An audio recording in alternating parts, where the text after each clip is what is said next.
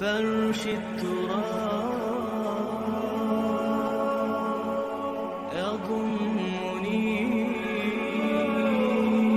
السلام علیکم ورحمۃ اللہ وبرکاتہ.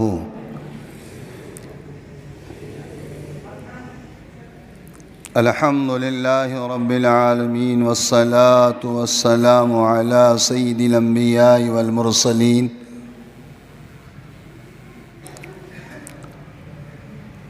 اما بعد فاعوذ باللہ من الشیطان الرجیم.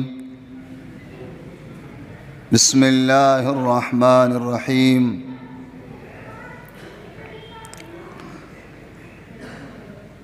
کل نفس ذائقۃ الموت وقال رسول اللہ صلی اللہ علیہ وسلم قال الموت کاس او کما قال علیہ الصلاۃ والسلام. ذرا سارے احباب میرے ساتھ درود شریف پڑھیے.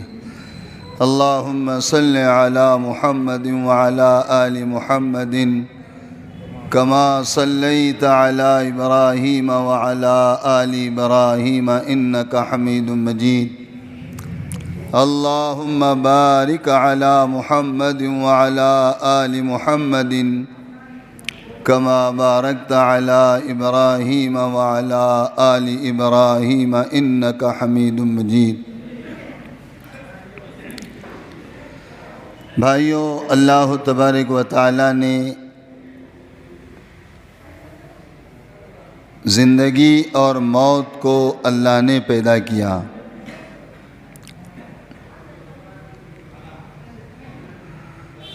زندگی کے بعد یقینی طور پر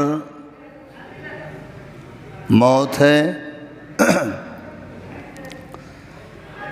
دنیا کے بہت سارے لوگوں نے بہت ساری چیزوں کا انکار کر دیا، لیکن آج تک دنیا میں کوئی ایسا بندہ پیدا نہیں ہوا، کوئی ایسی جماعت پیدا نہیں ہوئی کہ جو یہ کہے کہ موت نہیں ہے.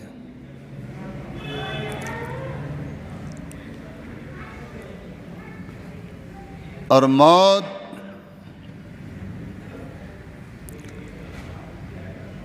یہ وہ گاڑی ہے، یہ وہ سواری ہے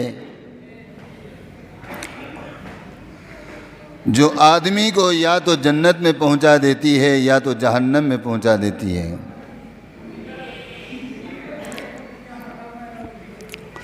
یہ لوگ آنے والے سب پیچھے بیٹھتے جا رہے ہیں. ارے آگے آؤ نا،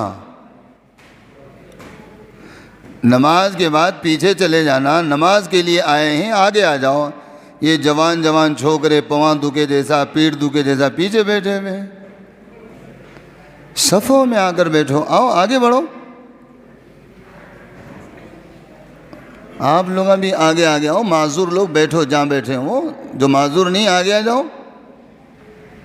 اور جمعہ کے لیے آئے ہیں، جو جتنے آگے ہوگا اس کو اتنا زیادہ ثواب ملے گا.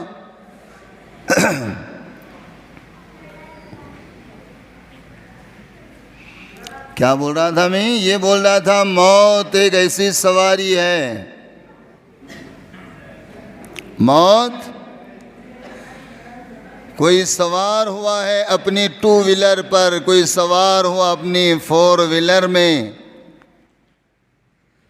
کوئی سوار ہو گیا ہوگا گھوڑے پر، کوئی سوار ہوا ہوگا ہوائی جہاز پر، کوئی سوار ہوا ہوگا ریل گاڑی پر، اور ہر ایک اپنے مرضی کے منزل تک پہنچ گیا ہوگا.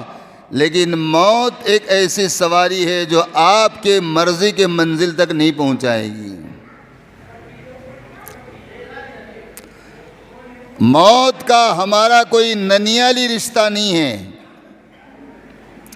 کہ چلو نواسا آ گیا ہے. موت کا اور ہمارا کوئی ددیالی رشتہ نہیں ہے کہ چلو پوترا آ گیا ہے. بلکہ موت کا ہمارا ایک رشتہ ہے، وہ بندگی کا رشتہ ہے. کس کا رشتہ ہے؟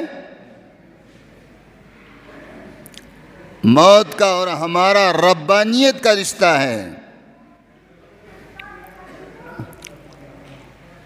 موت اللہ کی طرف سے جب آتی ہے، موت اپنے مرضی سے آتی ہے؟ موت کے فرشتے کی کیا مجال ہے کہ اپنی طرف سے آ کے ہم کو اٹھا کے لے کر چلے جائیں؟ اگر موت کو اختیار ہوتا کہ اپنی مرضی سے کسی کو اٹھا لو تو پتہ نہیں ہم کب کے ختم ہو جاتے اور ہمارا کب کا خاتمہ ہو جاتا اور نہیں معلوم۔ موت اگر اپنی مرضی سے اٹھا لیتی تو سارے دنیا کے لوگ ایک ساتھ ختم بھی ہو جاتے۔ اس لیے کہ موت اللہ کی طرف سے آتی ہے، اور موت کا فرشتہ 15 شعبان کو اللہ سے یہ پوچھتا ہے، شب برات کی رات میں اللہ سے موت کا فرشتہ یہ پوچھتا ہے کہ پروردگار، اس سال جن لوگوں کو تیرے پاس لے کر آنا ہے، جن لوگوں کو مٹی کے گڑھے میں ڈالنا ہے، جن لوگوں کی زندگی ختم کرنا ہے، جن لوگوں کو اپنے ماں باپ سے تڑوانا ہے، جن لوگوں کو اپنے بیویوں سے چھڑوانا ہے، جن لوگوں کو اپنی اولاد سے چھڑوانا ہے، جن کو یتیم کرنا ہے، پروردگار عالم یہ تو بتا اس کی ملاقات میں کیسے کروں؟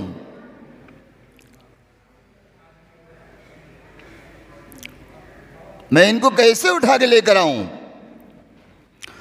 تو پروردگار بھی فرماتا ہے، سن لے، سنو، تم بھی سنو۔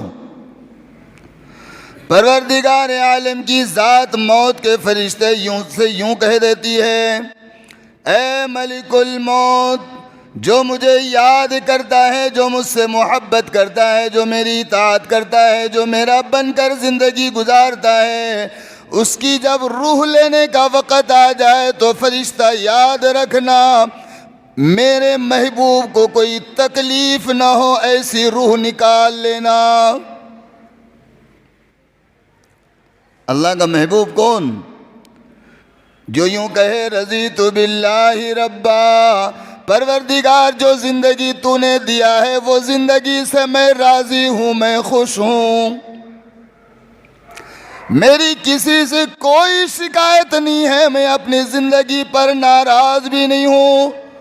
رضیت باللہ ربا، پروردگار تو نے مجھے معذور کر دیا، میں راضی ہوں، امیر بنا دیا، میں راضی ہوں، اللہ مجھے بدصورت بنا دیا، میں راضی ہوں، اللہ تو نے مجھے غریب بنا دیا، راضی ہوں، پروردگار عالم تجھے مجھے شہری بنا دیا، راضی ہوں، کسی دیہات کے اندر پیدا کر دیا، راضی ہوں، پروردگار کھانے کے لیے جو تو نے دیا اس پر میری رضا ہے، پروردگار عالم جو تو نے مجھے مکان دیا اس پر میں راضی ہوں، جو سواری تو نے مجھے دیا میں اس پر راضی ہوں۔ رضیت باللہ، پروردگار میں تجھ سے راضی ہوں، اور کس بات پر راضی ہوں؟ غربت میں بھی میں تیرا ساتھ نہیں چھوڑوں گا، معذوریت میں بھی میں تیرا ساتھ نہیں چھوڑوں گا، پروردگار عالم غریب ہونے کی بنیاد پر میں تیری عبادت سے دور نہیں ہوں گا، پروردگار عالم بیمار ہونے کی وجہ سے میں تیری یاد سے غافل نہیں ہوں گا، پروردگار عالم مجبور ہونے کی وجہ سے میں تجھے کبھی بھی نہیں بھولوں گا۔ اللہ کا محبوب کون ہوتا ہے؟ حالات تو اچھے آ گئے، اس لیے میری دکان بہت اچھی چلتی ہے، اس لیے نماز کی فرصت نہیں ہے، اجی ہمارا کاروبار بڑا ہے اس لیے نماز کی فرصت نہیں ہے، اجی کیا کہیں، کھانے پینے کا مسئلہ اتنا ہے کہ میں غریب ہوں، میں کیا ہوں؟ میں ایسا غریب ہوں کہ میرے بچوں کو، میرے بال بچوں کو روٹی کھلانے کا مسئلہ ہے، اس لیے میں میرے رب کو یاد نہیں کرتا۔ ہے اللہ، فرشتہ پوچھ رہا ہے، پروردگار یہ تو بتا، جن کی روحیں لے کر آنا ہے ان کے ساتھ کیا سلوک کرنا ہے۔ پروردگار نے کہہ دیا اے ملک الموت یاد رکھنا، جو مجھے یاد کرنے والے ہیں، جو میرے سامنے جھکنے والے ہیں، جن کی زندگی میرے اطاعت کے مطابق ہوتی ہے، میرے حکم کے مطابق ہوتی ہے، اے ملک الموت یاد رکھنا ان بندوں کو ذرا سا بھی تکلیف نہیں دینا۔ اسی لیے تو حدیث میں آیا نا کہ نیک بندے کی روح اور نیک بندے کی جان جو نکالی جاتی ہے وہ کیسی نکالی جاتی ہے؟ پیارے نبی سب کہو، ارے بولو نا، صلی اللہ، بولتے بھی نہیں، بولو تمہارے نبی کا کیا نام ہے؟ محمد الرسول اللہ صلی اللہ، بولتے ہی نہیں۔ محمد الرسول اللہ صلی اللہ علیہ وسلم نے فرمایا نیک اور متقی آدمی کی روح موت کا فرشتہ ایسا نکالتا ہے جیسے مسکے میں سے بال نکالا جاتا ہے۔ بعض لوگ نیک لوگوں کو یہ دیکھتے ہیں یہ مرا کہ نہیں مرا ہے، کوئی سجدے میں مر گیا بازو والے کو پتہ نہیں، کوئی نماز میں مر جاتا ہے بازو والے کو خبر نہیں، کوئی اپنی بستر میں مر جاتا ہے گھر والوں کو خبر نہیں ہوتی ہے۔ لوگوں یاد رکھو ان نیک لوگوں کی روح ایسی نکالی جاتی ہے جن کی جان نکلنے کے وقت پاخانہ اور پیشاب ان کو نہیں ہوتا ہے۔ جس کا پاخانہ نکل گیا، جس کا پیشاب نکل گیا، جو تڑپ تڑپ کر مر گیا، نشانی یہ ہے کہ وہ اللہ کا محبوب نہیں ہے۔ اللہ اکبر۔ اللہ ہم سب کی روح، ہم سب کی جان اللہ تعالیٰ آسانی کے ساتھ نکلواتے ہیں۔ موت تو آئے گی، موت سب کو آئے گی۔ ارے موت تو اللہ تبارک و تعالیٰ نے اپنے محبوب کو پلا دیا، تمہاری میری کیا حیثیت ہے؟ موت تو اللہ نے ان کو پلایا جن کے طفیل میں اللہ نے کائنات بنایا، موت تو اللہ نے ان کو بھی پلائی جس کے بارے میں یوں کہا گیا محمد نہ ہوتا تو اللہ کائنات کو نہ بناتا۔ بات صحیح ہے؟ لیکن قربان جائے ہمارے نبی صلی اللہ، منہ میں گٹکے تو نہیں ہے نا تمہارے، زبان ہے نا، آواز بھی ہے، زور سے بولو صلی اللہ۔ ایسا مردوں جیسی آواز نکالنا، عورتوں کو منع کیا گیا ہے زور سے نہیں بولنا، مردوں کو تھوڑی منع کیا گیا ہے۔ نبی کریم صلی اللہ علیہ وسلم کے پاس موت کا فرشتہ آتا ہے اور نبی علیہ السلام کا گھر ہے، حضرت عائشہ کے گھر میں آپ علیہ السلام بیمار ہیں، بخار میں ہیں، فرشتہ آ کر دروازے پر سلام کرتا ہے، جبریل بھی ہے، اسرافیل بھی، جبریل بھی ہے، میکائیل بھی ہے، موت کا فرشتہ وہ بھی ہے اور جبریل بھی ہے، جبریل سلام کرتا ہے۔ اللہ اکبر۔ اور جبریل سلام کر کے گھر میں آنے کی اجازت لے رہا ہے۔ کیا لے رہا ہے؟ اور تم اور میں ایسے مسلمان ہی اپنے گھروں میں کئی مرتبہ جاتے ہیں، دوستوں کے گھروں میں کئی مرتبہ گھستے ہیں، نہ سلام ہوتا ہے نہ اجازت ہوتی ہے۔ محمد صلی اللہ علیہ وسلم کے امتیوں کو یہ سبق دیا گیا، اپنے گھر میں جاؤ، ہو سکتا ہے آپ کی جوان بیٹی کے سر پر دوپٹہ نہ ہو سکتا ہے آپ کی والدہ کے سر پر دوپٹہ نہ ہو سکتا ہے آپ کی بیوی کسی کام میں مشغول ہو، بغیر اجازت کے اور بغیر سلام کے اپنے بھی گھروں میں داخل نہیں ہونا چاہیے۔ سلام اجازت ہے نا، سلام کیا ہے؟ کتنی مرتبہ ہم ایسے ہیں کہ جو اپنے گھروں میں سلام کر کے جاتے ہیں، سب جاتے ہیں سلام کے ساتھ، شرم آتی۔ سلام کرنے کیا ہوتا ہے؟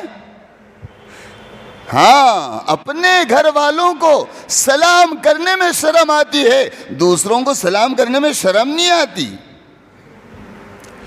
حضرت جبریل دروازے پر آ کر کھڑا ہوا ہے اور حضرت جبریل کے ساتھ ملک الموت کھڑی ہوئی ہے، ملک الموت فرشتہ کھڑا ہوا ہے۔ حضرت جبریل سلام کرتے ہیں اور پوچھتے ہیں یا رسول اللہ کیا گھر میں آنے کی اجازت ہے؟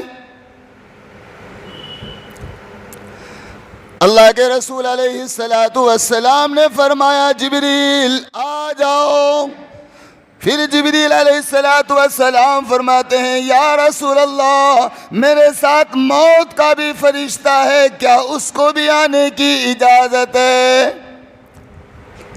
وہ نبی، اللہ اکبر، جس نبی کی ملاقات کو ملک الموت کو اجازت لے کر گھر میں آنا پڑا ہے، لیکن اللہ رب العالمین نے اس نبی کو بھی موت کا مزہ چکھا دیا۔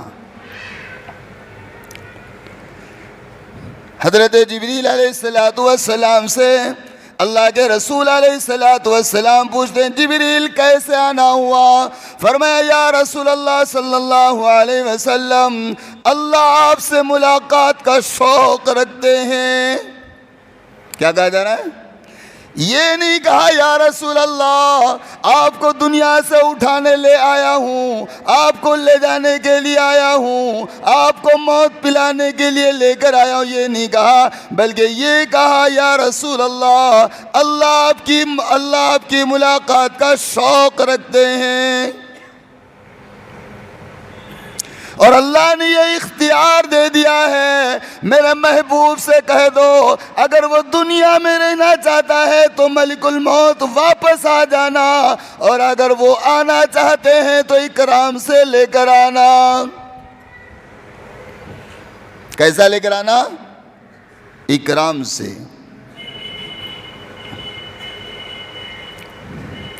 اللہ کے رسول علیہ السلام حضرت جبریل سے مشورہ کر رہے ہیں،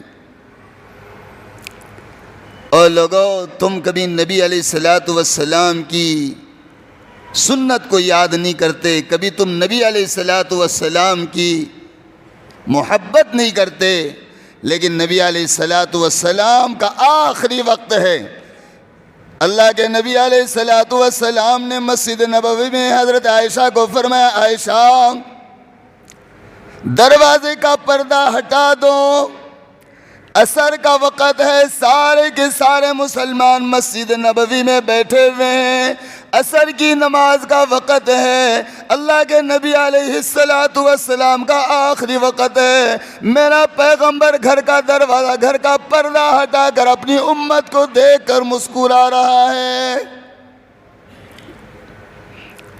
بیٹی بغل میں موجود ہے، بیٹی کی صورت نہیں دیکھے، بیوی بغل میں موجود ہے، بیوی کو نہیں دیکھا، جبریل پاس میں کھڑا ہوا ہے، جبریل کو نہیں دیکھا۔ فرمایا میں نے ساری زندگی امت کے لیے قربان ہوا ہوں، ساری زندگی امت کے لیے رویا ہوں، اسی امت کے لیے میں نے طائف میں پتھر کھائے ہیں، اسی امت کے لیے مکہ میں میں ذلیل ہوا ہوں، اسی امت کے لیے میں ستایا گیا ہوں۔ پردہ ہٹایا اور امت کو دیکھ کر آپ نے مسکرایا اور کہا الحمدللہ، اللہ میری زندگی میں اتنے سارے مسلمان ایک جگہ پر جمع ہو کر نماز پڑھ رہے ہیں۔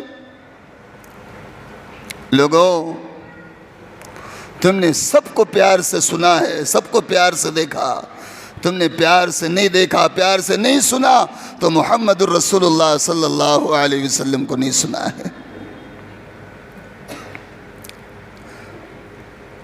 پھر پردہ ہٹایا گیا، پردے کو ہٹا کر اللہ کے نبی نے امت کو جب دیکھا کلیجہ ٹھنڈا ہوا، لیکن ایک فکر باقی رہی، ایک ٹینشن یہ رہا۔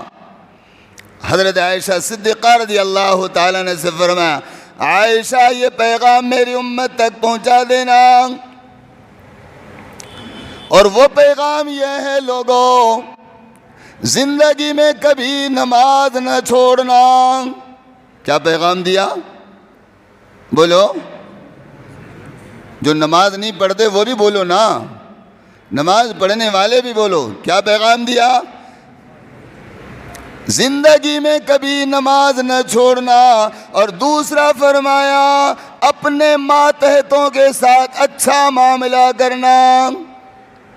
آخری پیغام ہے، اس لیے کہ نماز آدمی چھوڑ جاتا ہے اللہ کا مردود بن جاتا ہے، نماز آدمی چھوڑ جاتا ہے کافر بن جاتا ہے، نماز آدمی چھوڑ دیتا ہے بندے اللہ کا تعلق ٹوٹ جاتا ہے، نماز چھوڑ دیتا ہے قبر اس کے لیے جہنم بن جاتی ہے۔ نماز چھوڑنے والے کے حق میں کل قیامت کے دن نبی کی اللہ سفارش قبول نہیں کریں گے۔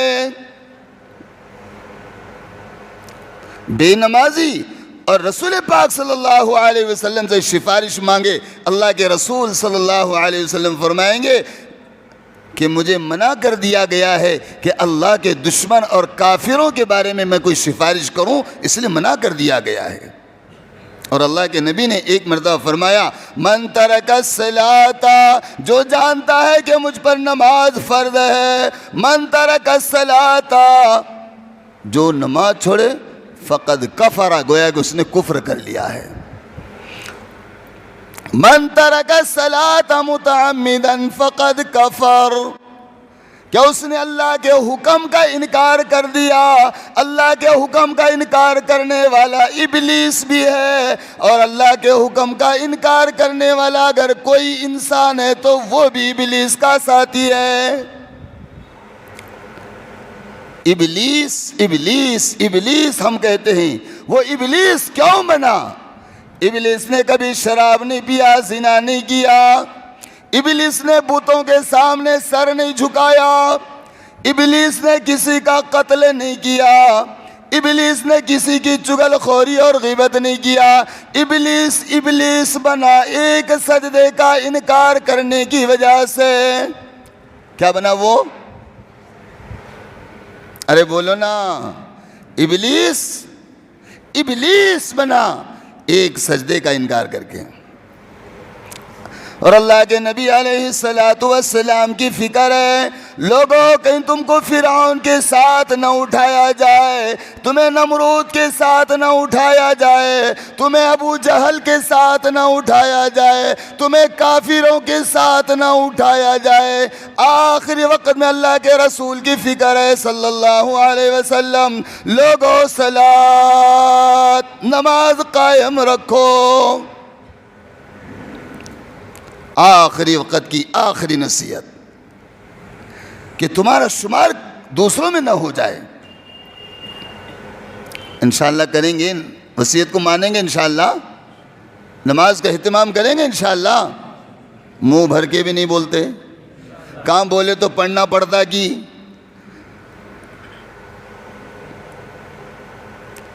اور دوسری وصیت یہ فرمائی لوگوں یاد رکھو اپنے ماتحتوں کے ساتھ اچھا سلوک کرنا، غلام ہے اس کے ساتھ اچھا سلوک کرنا، اولاد ہے اس کے ساتھ اچھا سلوک کرنا، بیوی ہے اس کے ساتھ اچھا سلوک کرنا، ماں باپ ہیں ان کے ساتھ اچھا سلوک کرنا، پڑوسی ہیں ان کے ساتھ اچھا سلوک کرنا، جن کے ساتھ تمہارا دینا لینا ہے ان کے ساتھ اچھا سلوک کرنا۔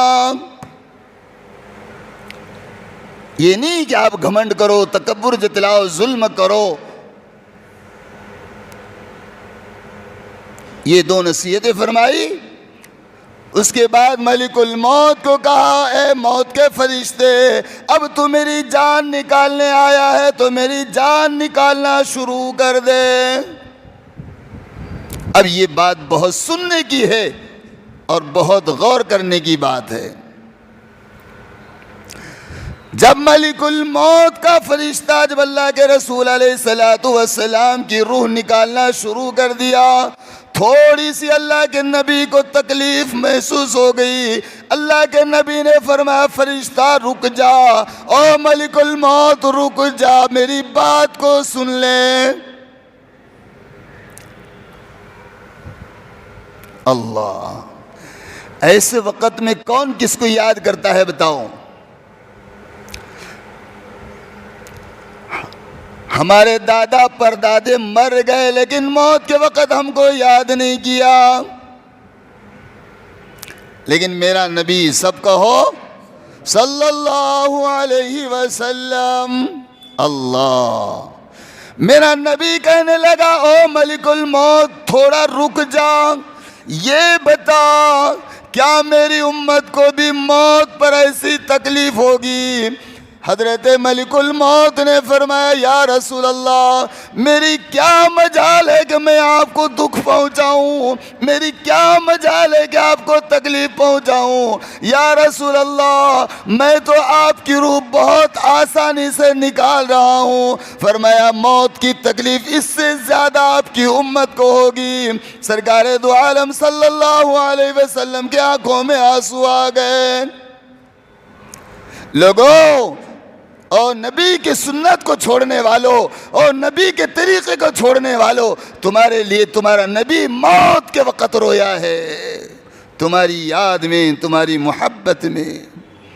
اور فرمایا ملک الموت، آج سے آنے والی قیامت تک کی جتنی میرے ماننے والی امت ہوگی، جتنے میرے رب کو یاد کرنے والے لوگ ہوں گے، جتنے لوگ ایمان والے ہوں گے، او ملک الموت سن لے، ان سارے کے سارے مسلمانوں کی روح نکالنے کی جو تکلیف ہوگی، مجھ محمد رسول اللہ صلی اللہ علیہ وسلم کو تکلیف دے دے، ساری تکلیف مجھ پر ختم کر دے، لیکن میرے نبی نے فرمایا میری امت کو ایسی تکلیف نہ ہو۔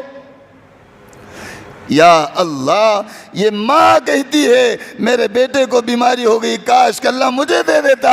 یہ تو نقلی بات ہے میرے بھائیوں، یہ تو ماں محبت جتلانے کے لیے کرتی ہے۔ بیوی بیمار ہو جائے تو شوہر کہتا ہے تیرا دکھ مجھے آ جانا تھا۔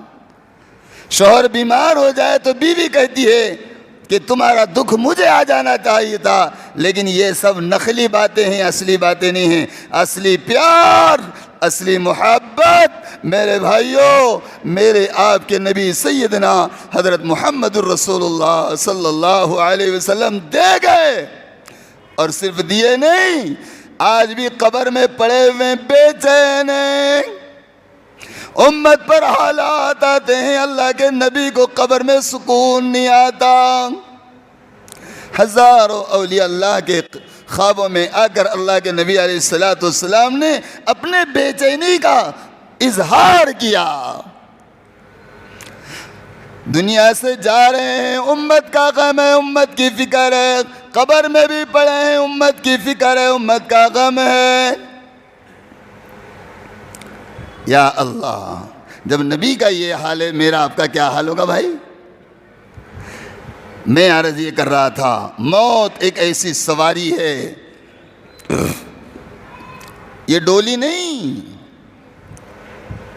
موت ایک ایسی سواری ہے، جب تمہاری روح اس پر سوار ہو جائے گی،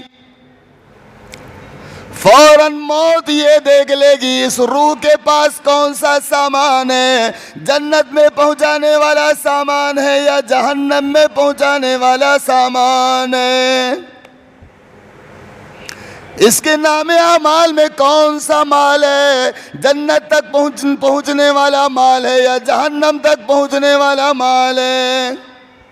اسی لیے تو حضرت عثمان غنی رضی اللہ تعالیٰ عنہ حافظ قرآن ہیں، سخاوت میں بہت زیادہ ہیں، تلاوت میں بہت زیادہ ہیں، قربت اتنی ہے کہ اللہ کے رسول صلی اللہ علیہ وسلم نے اپنے بیٹیوں کا نکاح کر دیا۔ جب حضرت عثمان غنی رضی اللہ تعالیٰ عنہ کی بیوی کا انتقال ہوا، حضرت عثمان رونے لگے۔ اللہ کے نبی علیہ السلام نے فرمایا کاش کہ نبی کو اور بیٹیاں ہوتی، نبی ایک ایک بیٹی کر کے عثمان کے نکاح میں دے دیتا۔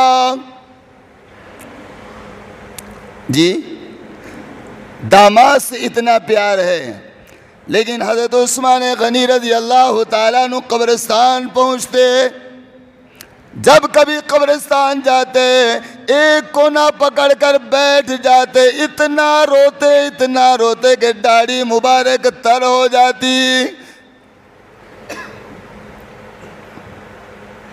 کسی نے پوچھا عثمان آپ قبرستان میں آتے ہیں قبر کو دیکھ کر اتنا کیوں روتے ہیں؟ فرمایا کیا بتلاؤں لوگوں، میرے نبی نے فرمایا قبر آخرت کے منزلوں میں سب سے پہلی منزل ہے۔ لوگوں کیا بتلاؤں، میرے آقا نے فرمایا جو قبر میں کامیاب ہو گیا وہ ہمیشہ کامیاب ہے، اور جو قبر میں فیل ہو گیا وہ ہمیشہ کے لیے ناکام ہے۔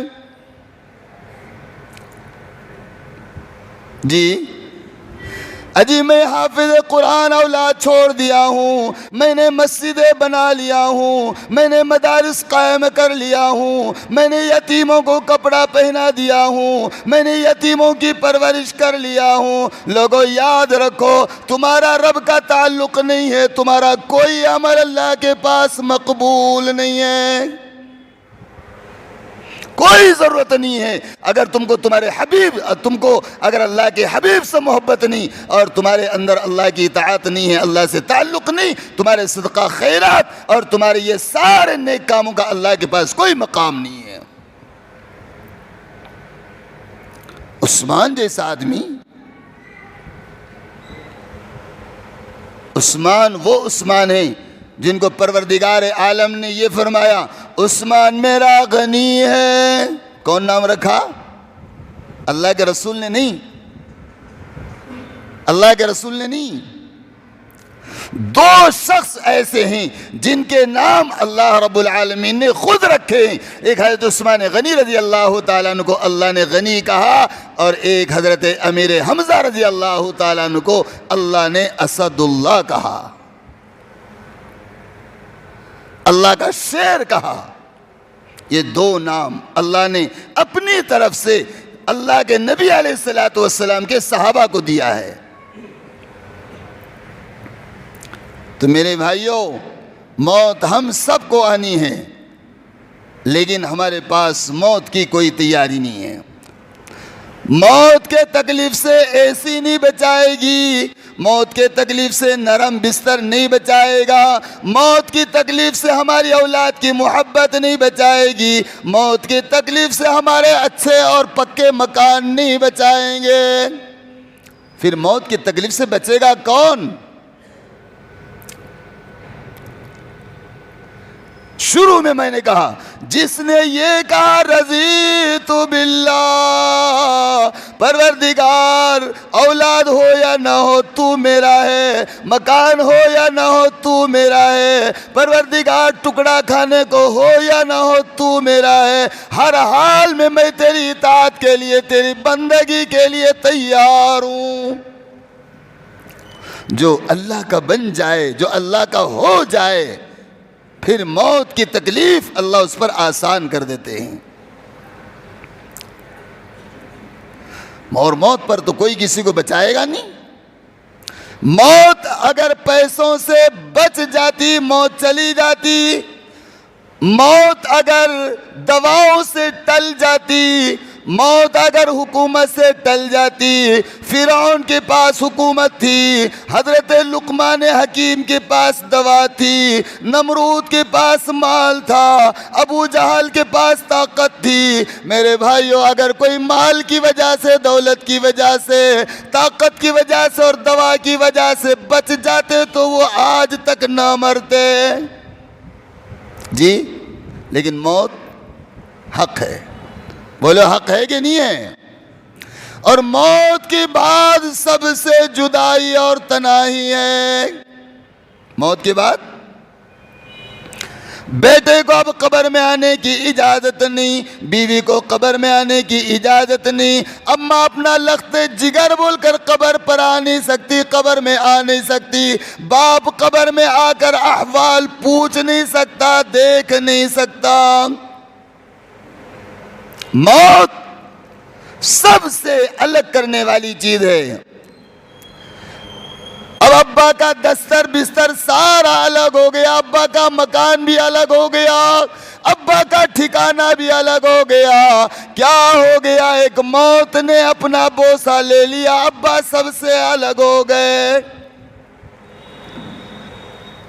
موت نے گلے لگا لیا، ابا خاندان سے نکل گئے، گاؤں سے نکل گئے، ابا سارے خوشیوں سے غموں سے نکل گئے، اور دوبارہ ابا پھر نہیں آ سکتے، اور آ گئے تو ابا آ کے گھر میں سلام کرے اپن دفن کرنے کے بعد تو اپنا کیا ہوں گا بولو؟ نہیں آ سکتے۔ اس لیے میرے بھائیوں، اس میں سے سب کو موت آنی ہے اور موت کا مزہ چکنا ہے۔ اللہ کے نبی علیہ الصلوۃ والسلام نے فرمایا، لوگوں تم میں عقل مند وہ ہے، ہوشیار وہ ہے، دانشور وہ ہے، سمجھدار وہ ہے جو موت سے پہلے اپنی موت کی تیاری کر لے۔ کیا کر لے جی؟ کفن خرید کے رکھ لے، پنجری تیار کر کے رکھ لے، قبر خرید کے رکھ لے، قبر باندھ کے رکھ لے، مولوی کو طے کر لے کہ جنازہ پڑھائے گا۔ یہ تیاری ہے؟ ابھی بولو، کفن بھی نہ ملے، قبر بھی نہ ملے، نماز جنازہ بھی نہ ملے، تب بھی اگر تیرا رب سے تعلق ہے تو تو کامیاب ہے۔ او اللہ کے بندے سن لے،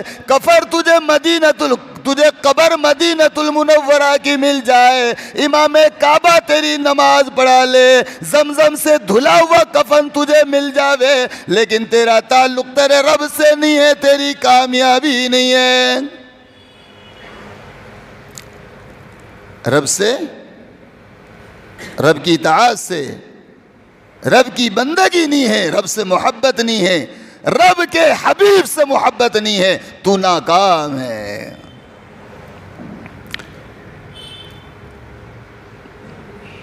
اللہ نے اعلان کر دیا، لوگوں تم اپنے خاندان میں جاؤ گے، لوگوں تم اپنے بیوی بچوں میں چلے جائیں گے، کسی کو ماں کا پیار ملے گا، کسی کو باپ کا پیار ملے گا، کسی کو بیوی کا پیار ملے گا، کسی کو بچوں کا پیار ملے گا، لیکن خبردار یاد رکھو تم کو ایک دن اپنے سب پیار کرنے والوں سے جدا ہونا ہے۔ جن سے تم دنیا میں پیار کر رہے ہو، اس پیار کے نتیجے میں تمہیں پیدا کرنے والے رب سے دھوکہ نہ کھانا۔ اللہ نے کہا، یا ایھا الناس ما غرک بربک الکریم، او لوگوں کھاتے میرا ہو، کون سی چیز ایسی ہے کہ جو تم کو میرے یاد سے غافل کر دی ہے؟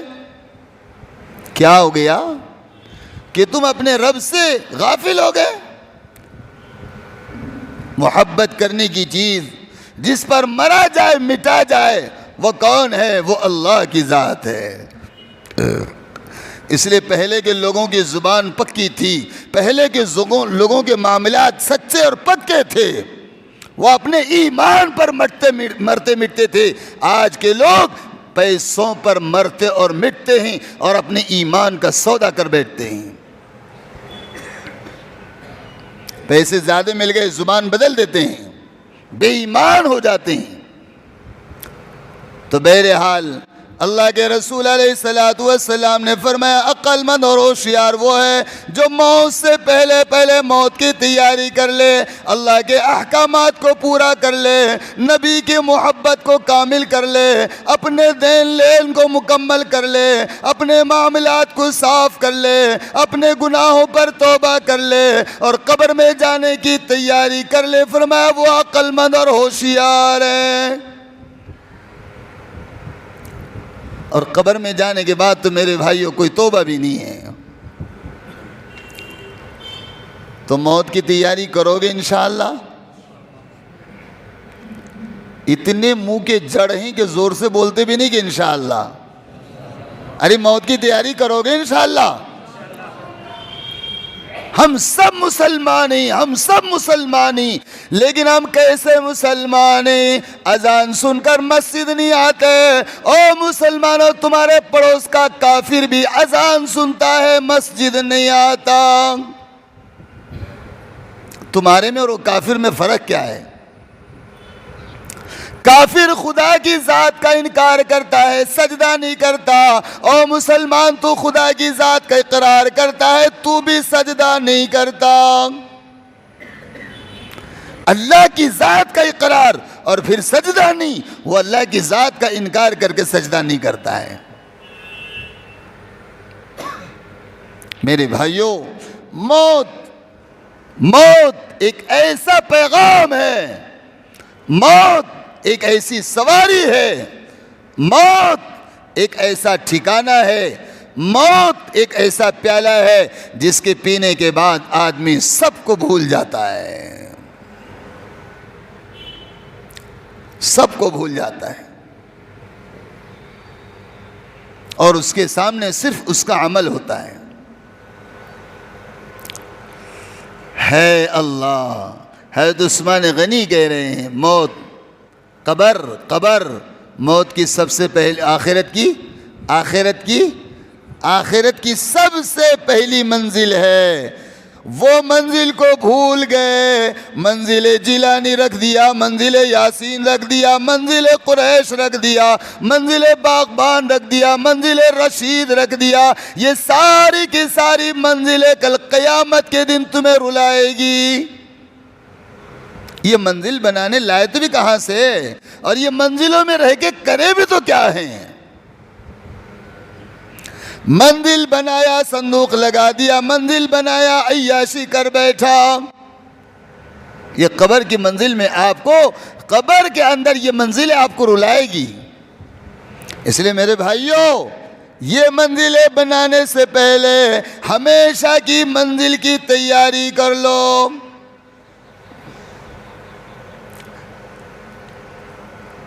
قبر میں لٹا دیا جائے گا، سارے لوگ آپ پر مٹی ڈال دیں گے، موت نے آپ کی روح نکال چکی ہوگی، آپ کو کفن پہنا دیا جائے گا، غسل کرا دیا جائے گا، سارے گاؤں کے لوگ یہ طے کر لیں گے، لوگوں یہ اب مردہ ہو گیا ہے، اب ہم زندوں میں رہنے کے کام کا نہیں ہے، اعلان کر دیا جائے گا فلاں وقت میں اس کو قبرستان میں دفن کرنا ہے۔ اٹھایا گیا جنازہ، یہ جنازہ کس کا ہے؟ عبداللہ کا ہے۔ یہ جنازہ کس کا ہے؟ باغبان کا ہے۔ یہ جنازہ کس کا ہے؟ قریشی کا ہے۔ یہ جنازہ کس کا ہے؟ تنبولی کا ہے۔ یہ جنازہ کس کا ہے؟ مولوی کا ہے۔ لوگوں، سارے لوگ جنازے کو دیکھیں گے، جنازے والا قبر تک جائے گا، قبر میں اس کو رکھ دیا جائے گا، تم سب کا نبی، میرا نبی محمد الرسول اللہ صلی اللہ علیہ وسلم کو تمہاری صورت دکھا دی جائے گی۔ کیا دکھا دی جائے گی؟ دنیا نے پہچانا یہ عبداللہ ہے، اب نبی کو بتایا جا رہا ہے یا رسول اللہ یہ آنے والا کون ہے؟ تیرے زندگی میں دین ہے، تیرا نبی کہے گا میرا غلام آ گیا۔ کون آیا؟ تیری زندگی میرے نبی سے ملتی ہے، میرا نبی کہے گا میرا محبوب آ گیا۔ تیری زندگی اگر میرے نبی سے ملتی ہے، میرا نبی کہے گا میرا پیارا آ گیا، میرا نبی کہے گا میرا امتی آ گیا۔ تیری زندگی میرے نبی سے نہیں ملتی ہے، میرا نبی بھی کہے گا میں اس کو نہیں پہچانتا۔ اب سوچو تم کس کی زندگی پر ہو؟ نبی سے پہچان کے لیے نبی والی زندگی ضروری ہے، نبی سے پہچان کے لیے فرما برداری والی زندگی ضروری ہے۔ اب سوچو، جس کو قبر میں نبی نے کہہ دیا یہ میرا غلام ہے، اس کی قبر کو جنت بنا دیا جائے گا۔ جس نبی نے کہہ دیا، اگر حضرت رسول پاک صلی اللہ علیہ وسلم نے ہماری صورت دیکھ کر کہا میں اس کو نہیں جانتا، اس کی قبر کو اللہ جہنم بنا دیں گے۔ اب سوچو، اگر اس حالت میں، اس کیفیت میں، اس صورت میں، ان خیالات میں، ان حالات میں اگر ہم قبر میں جائیں گے، کیا اللہ کے نبی فرمائیں گے یہ میرا ہے؟ اس لیے میرے بھائیوں، قبر کی تیاری کی بہت ضرورت ہے۔ اس کے لیے کیا کرنا پڑے گا؟ اللہ کے احکامات پر آنا پڑے گا اور نبی علیہ الصلوۃ والسلام کی سنتوں کو اپنانا پڑے گا۔ اور یہ کب آئے گا؟ یہ سب آئے گا دین کی فکروں میں رہنے پر آئے گا، دینداروں کے ساتھ رہنے پر آئے گا۔ موت کی تیاری کی فکر دینداروں کے ساتھ رہنے سے پیدا ہوتی ہے، بے دینوں کے ساتھ رہنے سے موت کی فکر پیدا نہیں ہوتی ہے۔ فکر کرو گے انشاءاللہ؟ جی اتنا سوچو۔ ابھی ایک جنازہ ہوا ہے، اس نے موت پی کر ہمارے پاس بغل میں سو گیا ہے، وہ مسجد میں ہے، ابھی تھوڑی دیر کے بعد اس کو دفن کر دیا جائے گا۔ ایسے ہی ایک دن ہمارا جنازہ ہوگا اور ہم کو بھی ایسے سنوار کر رکھ دیا جائے گا۔ لیکن سوچو، ہمارے موت کے بعد اگر ہمارا اکرام ہے تو ہماری کامیابی ہے، اور اگر موت کے بعد اگر ہماری ناکامی ہے تو ہمارا انجام بہت برا ہے۔ اللہ کریم ہم سبوں کو، اللہ تعالی ہم سبوں کو اپنی موت سے پہلے اپنی موت کی اللہ تیاری کرنے کی توفیق عطا فرمائے۔